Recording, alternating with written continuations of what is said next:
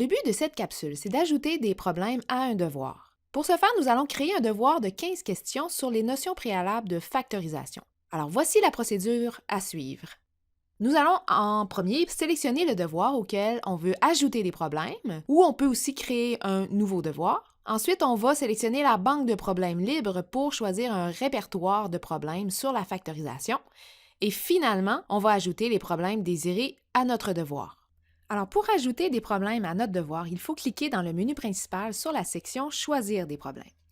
Alors, nous sommes maintenant dans cette section et vous remarquez que dans le haut de la page, juste à côté de « Ajouter des problèmes au devoir », il y a un menu déroulant, donc où on nous demande de choisir un devoir dans ce cours. Donc, si on clique sur la flèche pour faire apparaître la liste des devoirs, vous remarquez que nous avons deux devoirs d'afficher.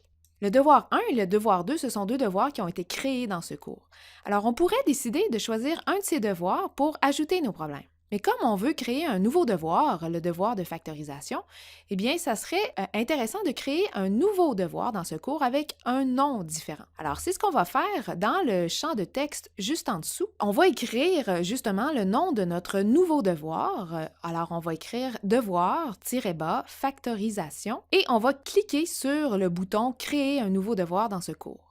Et vous remarquez que le nom de notre devoir vient d'apparaître dans le menu juste à côté de « Ajouter des problèmes au devoir », ce qui signifie que c'est à ce devoir-là qu'on va ajouter des problèmes.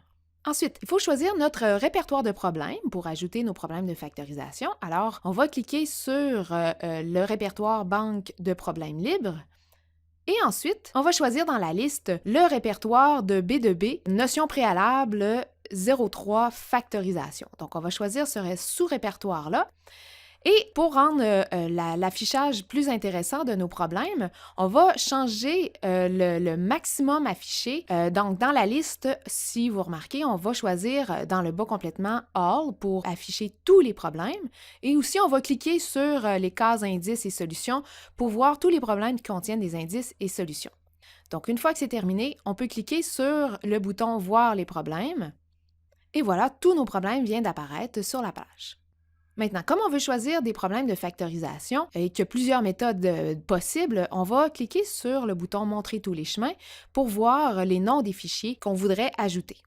Vous pouvez voir que le premier problème se nomme 3-1-01 MES pour mise en évidence simple et vous pouvez aussi voir que ce problème contient une solution. Si on clique sur la solution, on peut voir plus en détail comment se résout cette mise en évidence simple. Donc, si on voudrait ajouter ce problème à notre devoir, ce qu'il faut faire, c'est que juste au-dessus du problème, vous voyez le bouton à gauche « Ajouter ».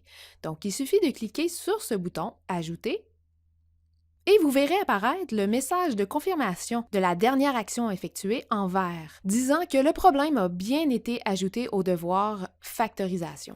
Vous pouvez aussi voir, juste en haut, toujours de notre premier problème, l'expression in target set, disant que le problème est dans le devoir ciblé, donc ce qui confirme encore plus que notre problème a bien été ajouté à notre devoir factorisation.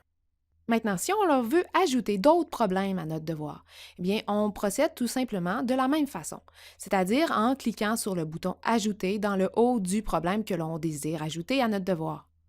Alors, c'est ce que je viens de faire avec 4 autres problèmes que je viens d'ajouter à notre devoir factorisation.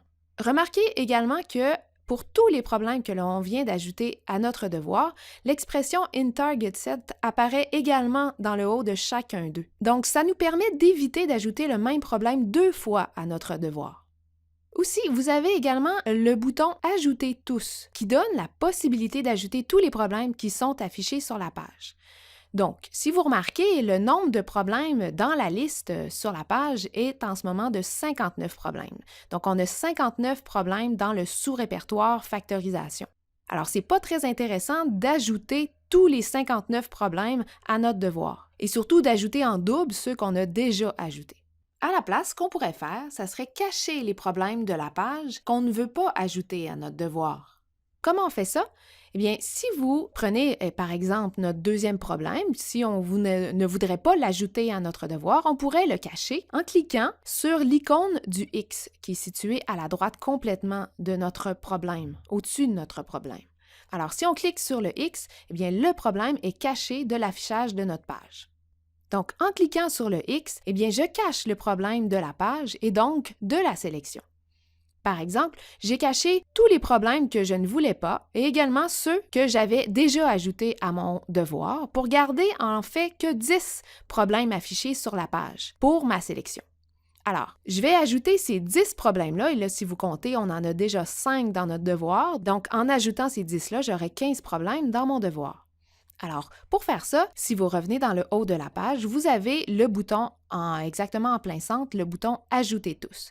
Donc, si on clique sur ce bouton, vous observez que l'expression « In Target Set » a été ajoutée à tous les problèmes qui étaient sur ma page, à mes 10 problèmes. Vous avez aussi le message de confirmation affiché en vert dans le haut de la page. En résumé, avec cette capsule, vous êtes maintenant en mesure d'ajouter des problèmes à vos propres devoirs. Pour ce faire, il suffit de créer ou de sélectionner le devoir auquel vous voulez ajouter des problèmes, choisir le répertoire de problèmes et d'ajouter les problèmes désirés à votre devoir.